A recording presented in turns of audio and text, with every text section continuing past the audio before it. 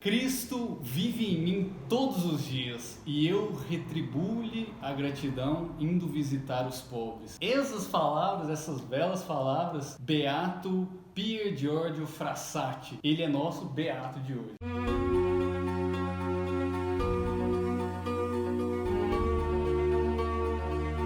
Boa noite, tudo bem? Você que é do canal, como é que é mesmo? Vida Cristã. Oi, Frei Sérgio. Frei Sérgio, que saudade do senhor. O senhor deve lembrar de mim ainda, né? Entendeu bastante confissão minha lá na São Francisco. Volta para Anápolis. Paz e bem para você que quer ser santo, paz e bem para você que ainda não descobriu e quer ser santo. Hoje eu trago aqui do meu lado Padre Samuel, que eu conheci através das transmissões da missa do Santa Carona, as transmissões diárias. Em algumas delas ele estava celebrando e assim, logo me encantei com um jeito bastante espontâneo, as homilias com bastante profundidade. Fiz o convite para falarmos então de um santo e ele me sugeriu Pier Giorgio Frassati, que ainda não é santo, está no processo, é um beato, mas por que te chamou tanto a atenção falar sobre esse beato? Tem algumas características que eu acho que são importantes para a nossa vida. Primeiro, porque ele era jovem. O canal eu acho que é bastante para gente jovem. Apesar de eu já ter 40, nem parece, né? Tá até bonito. Ele era jovem e principalmente, apesar de jovem, ele era uma pessoa normal. Ele vai mostrar para nós que a santidade que Deus espera de nós não é uma coisa extraordinária. É eu fazer de forma extraordinária aquilo que eu faria ordinariamente. Então ele transforma a coisa cotidiana do dia a dia, do estudo, do levantar de manhã, do despertar cedo para ir para a Santa Missa, fazer coisas simples, uma coisa extraordinária. E foi tão atrativo que ele vai evangelizando as pessoas ao seu redor silenciosamente. Nós vamos ver aqui a vida dele é uma vida normal. E nós vamos descobrir, os seus amigos também vão descobrir que a santidade acontece aos pouquinhos, dia a dia, passo a passo, em pequenas coisinhas que nós fazemos no nosso dia a dia. Sim, e é interessante notar porque a gente consegue estudar grandes santos místicos. O último foi Felipe Neri, que tinha fenômenos místicos, e a gente vai para esse outro santo que é completamente simples e normal, digamos assim. Eu diria assim que é místico mesmo, é igual, por exemplo, de última mesmo é aquela palestina Miriam, chamada de Miriam, a carismática, carmelita. Vários dons, transverberação. Enquanto o Padre Pio bilocou, ela trilocou. Ela teve visão de coisas, ela assistia as coisas, ela via, ela teve transfiguração. Ela teve o Papa morreu e ela se transfigurou. O rosto dela mudou a forma para o rosto do Papa eleito. O Carmelo ficou sabendo que tinha sido eleito outro Papa por causa do rosto dela. Essa é assim, eu acho que é a mística mais recente mesmo. E São Felipe Neri pela alegria, né? Você para olhar, ele transformou a alegria numa vida mística. E se a gente traz para a vida do Pier Giorgio, eu acho que o norte da espiritualidade dele vai ser a caridade, o atendimento com os mais pobres. Não só isso, mas também isso.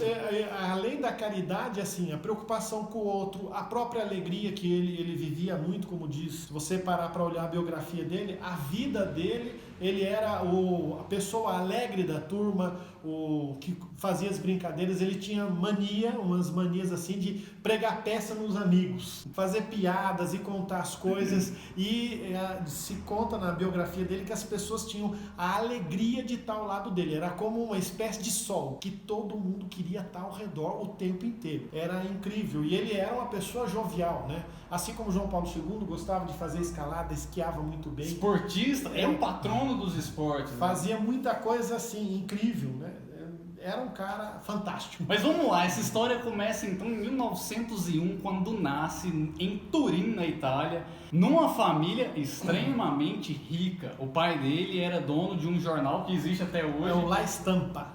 La Stampa, que existe até hoje. A mãe era uma artista e ele nasce nessa família. E aí você me fala, é uma família extremamente católica e ele é santo desse jeito e descobre as virtudes da fé na juventude por influência da família. Não. Pelo contrário, né? O pai dele era agnóstico, o jornal é esquerdista até hoje, se a gente for parar para olhar. Mussolini usou o jornal do pai dele para fazer muita besteira.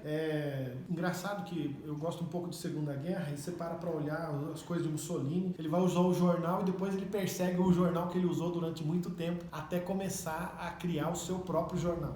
Veja como é que é as coisas. O pai dele completamente agnóstico. Ele não vai dizer que o pai dele é ateu. O que é o agnóstico? O agnóstico é aquele que acredita que Deus existe, mas ele jogou todo mundo aqui, agora é cada um por si, e Deus, se tiver tempo, por todos, mas só se tiver tempo. A mãe dele era aquele tipo de católica assim, meio mais ou menos. Aquela morna, né? É aquele católico de domingo. Alguns que estão nos assistindo talvez vão se identificar. Só gosta de ir na missa no domingo e olha no relógio. Se demorar demais, vai pedir para sair. Então, não era uma casa assim que a gente diz. A avó dizem que era uma pessoa assim que tinha um fundo mais religioso na família. Mas também não dá para dizer assim, nossa, que exemplo de senhora. Era só alguém que tinha um pouco mais de piedade. Ao ponto sim de rezar um terço, ter um terço sempre com ela, alguma coisa assim. Mas não era aquela mulher, nossa, que coisa incrível. E o que é interessante é que não adianta a gente justificar, mas a minha família não colabora comigo. Ele cresceu sem ter colaboração de ninguém e se tornou, ou vai ser, um santo. Santo ainda, sem dúvida. E ele vai seguindo uma infância normal, numa família rica, recebe os primeiros estudos em casa, depois vai para a escola, toma pau em latim, não sei se sabia disso, tomou pau 2 vezes em latim, foi reprovado. Ele tinha certa dificuldade justamente com o latim, foi desenvolver isso quando ele aprendeu a gostar de aprender as orações em latim. Aí que ele vai começar, parece que se associar, porque ele via que o latim era a língua da igreja, mas enquanto ele estudou, ele tinha uma certa dificuldade com o latim. Tinha essa certa dificuldade. Mas ele começa a descobrir nos apostolados da igreja muito voltado não só para a espiritualidade, mas pela doação ao próximo, que é até o norte da frase com que a gente começou. Inclusive, nessa frase que ele fala da comunhão diária, que ele fala Cristo vive em mim todos os dias, ou seja, era uma pessoa de comunhão diária. Só porque naquela época do começo do século, da onde o Vaticano II não tinha chegado ainda, os fiéis tinham de fazer um jejum eucarístico, não de 1 hora como a gente tem hoje, mas de 12 horas. Ou seja, era extremamente difícil comungar todo dia. No entanto, ele precisou de uma autorização especial para receber essa comunhão todos os dias. Então, ele, a partir das, por exemplo, se ele fosse ver a missa às 6 da manhã, a partir das 6 horas da tarde do dia anterior, não podia comer mais nada. Tinha que ficar em jejum esperando. E ainda assim, isso a gente não está falando de uma pessoa madura, que amadureceu, a gente está falando de um jovem de 14 anos, 13 anos. Ele tinha tudo para viver uma vida completamente perdida, com a família com muito dinheiro, tudo, tal, com tudo que ele quisesse. Naquela época, nós estamos saindo do período da chamada Era Vitoriana, né? Estamos acabando o período da Era Vitoriana. E quando você começa a ver, ele tinha direito até o que a gente chamaria de... Hoje é termo feio, mas naquela época não era. Lacaio era o que trabalha como uma espécie de empregado. Ele cuida de você. Ele tinha direito de ter pelo menos 2 lacaios para acompanhá-lo. Por conta dele. E ele vai abrir mão de tudo isso para aprender a viver aquilo que ele acreditava que era importante. Viver bem vivido, a fé de Cristo. Ele não quis clericalizar-se, é interessante isso. Ele não quis... ele era um leigo e vivia bem vivido no mundo, como leigo. Exatamente. E aí, vivendo como leigo, experimentando a Eucaristia diária, ele se interessa então, ao longo da sua caminhada aí, por 3 apostolados. O primeiro apostolado da oração, a qual eu faço parte com muito orgulho. Manda até um beijo pra Dona Maria lá da Igreja São José de Uberlândia, que me chamou. E assim, é uma espiritualidade muito bacana. É bom ver a quantidade de gente com aquela feitinha vermelha nas missas. Eu sinto o coração até bater mais forte. Dos vicentinos também. Inclusive, ele tinha ali uma certa divergência, mas fazia parte também por essa obra bem concreta dos vicentinos. A divergência dele nem era assim, tanto espiritual, né? Ele tinha uma divergência pastoral. É porque ele achava que muitos vicentinos iam só por uma questão de dar o alimento e ir embora e acabou. E ele dizia que para que o evangelho chegasse no coração das pessoas era preciso que tivesse um estômago primeiro cheio, né? Santa Teresa, 50 anos depois, Santa Teresa de Calcutá, com essa ideia, talvez sem conhecer este que nós estamos falando hoje, ela vai ter essa mesma ideia. Então ele vai já lá naquele então tempo pensar que era primeiro preciso levar a comida para a pessoa escutar a palavra, porque não adiantava eu levar só uma comida. E o que os vicentinos muitas vezes faziam era só dar comida e depois ir embora. E ele dizia que não era para fazer isso. Então ele vai acabar se tornando, inclusive, a pedido padre da sua paróquia, uma espécie de catequista que preparava as pessoas para se aproximar e se aproximarem da fé, serem batizadas, receberem a primeira comunhão, fazerem os sacramentos de iniciação cristã a partir desse trabalho de evangelização com os mais pobres. Muito bom. E o terceiro apostolado da qual assim, ele se insere também faz parte ali dos dominicanos, a ordem terciária dos dominicanos, que é justamente a ordem leiga. Frassati, ele vai ter essa coisa com os vicentinos, os dominicanos, mas é engraçado que quando ele se junta mais aos vicentinos, essa espiritualidade dominicana dele fica mais de segundo lado. Mais para trás um pouco. Ele não abandona, porque muitos jovens faziam parte desta ordem dominicana, porque os dominicanos tinham essa coisa de atrair a juventude para a formação, para a educação, tudo. E naquela época eles faziam muito essas excursões. Então isso era bastante interessante. Quando ele começar a criar o chamado grupo dele, que era os Tipiloski, aí ele vai fazer uma coisa própria. Então o Tipiloski vai... Quem não sabe o que é Tipiloski é os arruaceiros. Arruaça mesmo.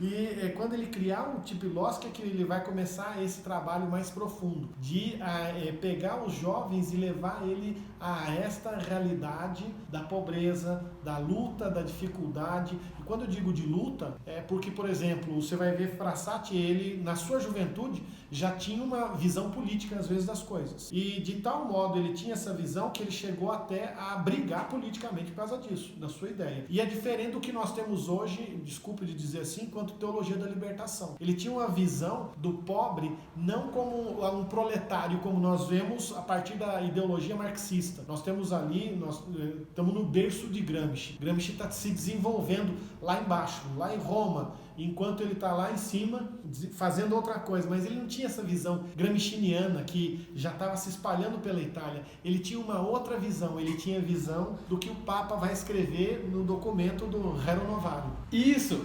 Esse documento, essa encíclica, inclusive, ela digamos assim, algumas pessoas consideram como o surgimento ali, os primeiros passos da doutrina social da igreja.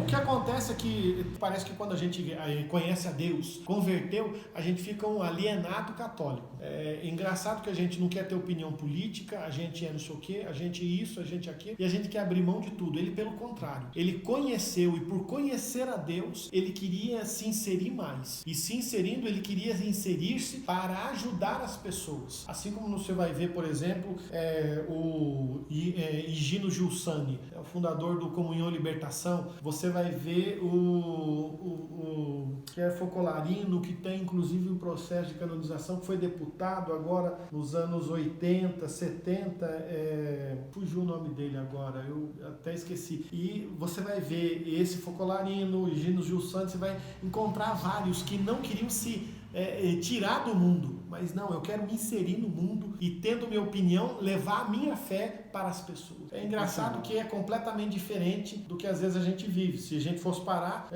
Frassati, um jovem normal, ao ponto assim de gostava de fumar um cachimbo com os amigos, ele fuma cachimbo, gostava de tomar uma cerveja e sentar com os amigos para conversar alegremente, porque o problema não estava na bebida, estava em não saber beber, né? Ele gostava de dançar, era um excelente dançarino, adorava música, né? Como Elizabeth da Trindade, que era pianista, dançava e fazia uma série de coisas antes de decidir entrar para o Carmelo. Quer dizer, ela foi uma jovem normal. Essa aí a gente tem que trazer para cá um dia também para falar sobre ela, né? A santidade que ele quer apresentar para nós não é que você tem que ser um alienado do mundo. Eu tenho que estar assim como Jesus falou. Eu tenho que viver no mundo sem ser do mundo. E viver muitas vezes no mundo eu preciso saber onde eu vou, mas nem sempre eu vou para alguns lugares, eu posso dançar se eu tenho condições. É diferente, né? Eu estar dançando, né? Vai ser, no mínimo, engraçado eu dançar. Mas eu tenho que ser normal. Então, se eu sei dançar, vou dançar e não tem maldade nenhuma nisso. Eu vou sentar com os meus amigos e conversar ali e talvez fazer daquele momento de tomar uma cerveja junto, fazer o meu apostolado ali, de sentar e fumar um cachimbo. E é engraçado que nós vamos ter fotos dele fumando cachimbo.